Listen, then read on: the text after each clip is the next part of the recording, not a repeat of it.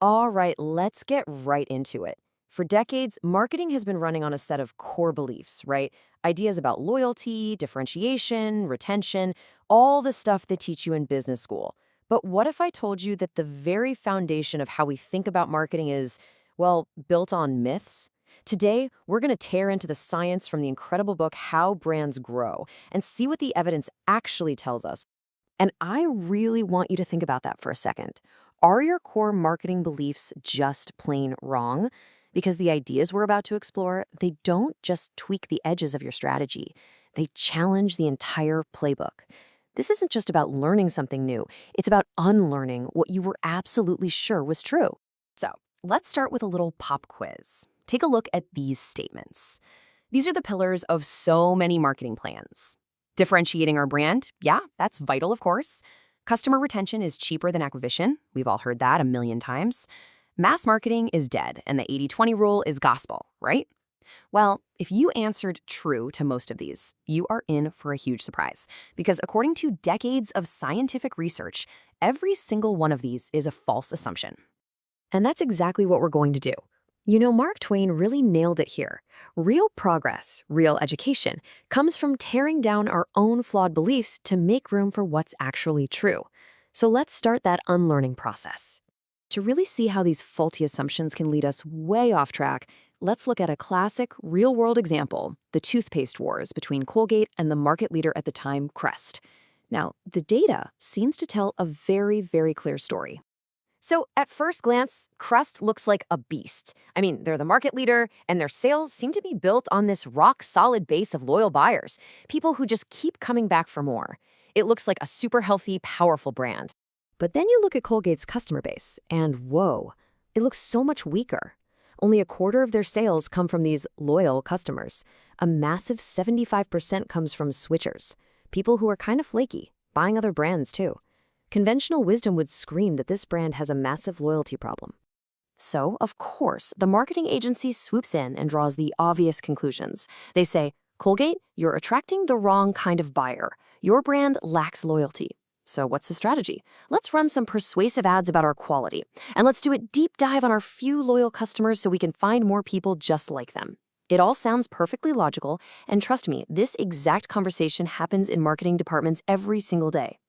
Except that entire strategy is wrong. I mean 100% completely and utterly wrong. These aren't insights. They are misinterpretations of data, and they come from a deep misunderstanding of a scientific law of marketing. So what is this big secret, this scientific law? It's called the double jeopardy law. And it's the absolute key to understanding the data from Colgate and Crest and pretty much how all brands actually grow. It explains the real difference between the big guys and the little guys. The law is actually pretty simple, but it is so profound. It says that smaller brands get hit twice. First, and this is the big one, they have far, far fewer buyers than big brands. And second, those buyers are also slightly less loyal, meaning they buy the brand a little less often. And that word, slightly, is absolutely crucial. Okay, let's look at the evidence. Here's data for washing powder in the UK. Persil, the market leader, has a 22% share. Surf has an 8% share. Now, look at penetration. That's how many people buy the brand. Persil has 41%, while Surf has only 17%. That's a massive difference. But now, look at purchase frequency, which is our proxy for loyalty. Persil's buyers buy it 3.9 times a year. Surf's buyers, 3.4 times. The difference is tiny. It's almost nothing. So is that just a fluke with washing powder? Not at all. Here's the data for UK shampoo. Head & Shoulders has more than 5 times the market share of L'Oréal Elvive. Its penetration is almost 6 times higher. But loyalty? Head & Shoulders buyers purchase just 1.9 times a year compared to 1.6 for L'Oréal. It's the same pattern, a massive difference in the number of buyers and a tiny, almost irrelevant difference in loyalty. And this pattern holds across all markets. Here's the US shampoo market. Different brands, different country, different time, and you see the exact same thing. The small brand Finesse has way fewer buyers than the leader, Suave Naturals, but its buyers are only slightly less frequent purchasers.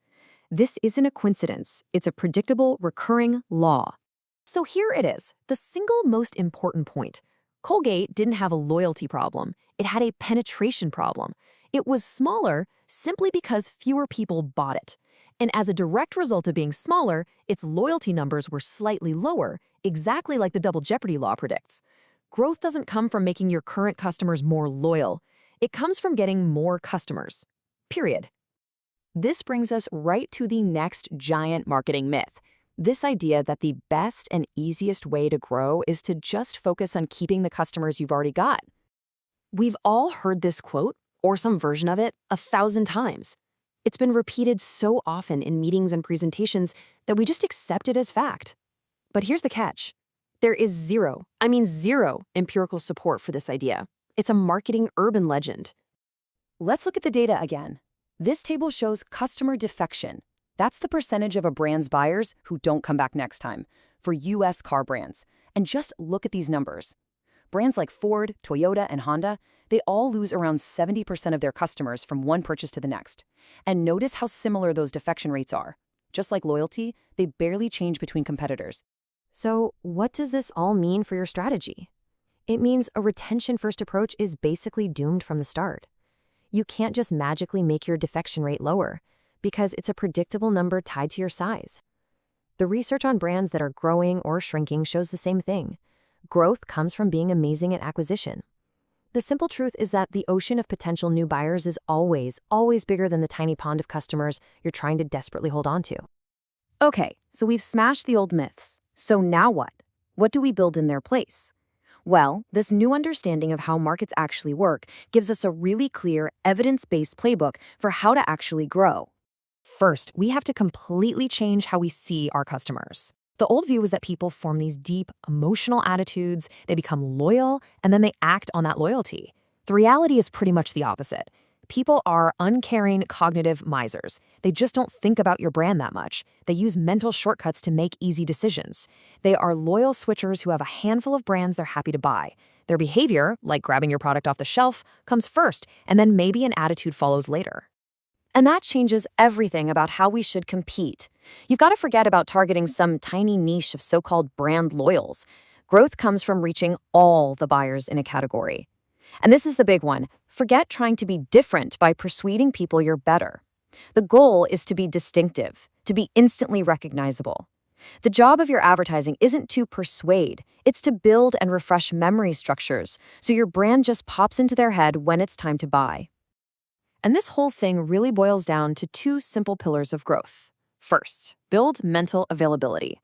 This just means using your distinctive assets, your colors, your logo, your jingle, whatever, over and over again so your brand is easy for people to think of. Second, build physical availability. Be easy to find and easy to buy. Be in more stores, in more places, for more people, for more of the time. That's it. That is the entire game. Let's be crystal clear on this final point. Stop agonizing over finding that unique selling proposition that makes you different. The real goal is to be salient, to be distinctive. It's all about having your brand pop into a buyer's mind and then being right there, effortlessly easy for them to find and buy.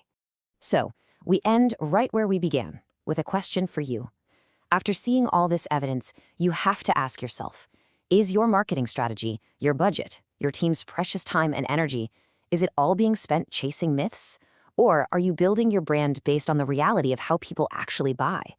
Because the answer to that question is going to define the future of your brand.